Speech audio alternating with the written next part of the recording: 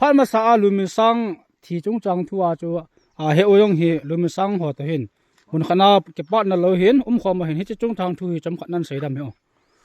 ấy nghe cái bao mình na chấm chỉ khăn sấy nghe chỉ thu hay là chỉ nia hi cái lăng áo bulun tờ hỏi mi giờ ni long cái tol thật tao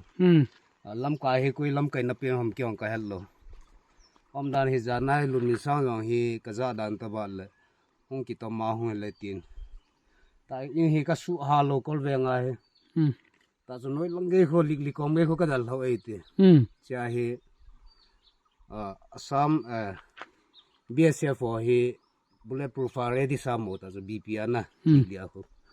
si pha na hi kyo hin ipan liu heta hi khoto chu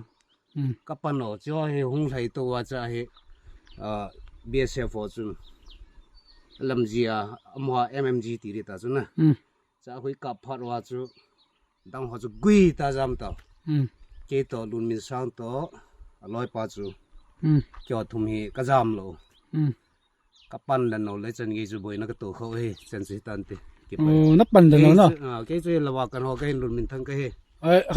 thấy thế là có đồng bề lấy cho chú luôn mình sang chú áp cặp khao và ăn thu chú nó bị ta nó mua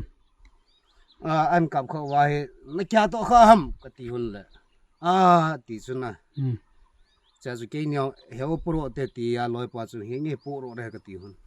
cái pro gồm là cái nhau ta chú chẳng công bằng à chú thằng là chú etik ball phá rồi chú không dám gì không này không dám đâu này ta chú mình sang chú đàn ta na lúc mình sang chú căn đà là ta chú cái phụ đồ rồi không nói thế nó phụ đồ rồi lo phụ đồ điên tan thấy lâu đàn ta cho na lâu ta chỉ chú cái buổi biểu nào là cái này rồi lại muốn là chú cái lúc đàn hơn đấy thay hết thì phá na cho na là sụp phải cái này uchin na chỉ là không dám đâu này chú đi hết biểu hình như phải chúng ta thu thêm khát năng hiểu chuyện chúng là cái bảo thu cần xây na slide vào cần khu he vào cần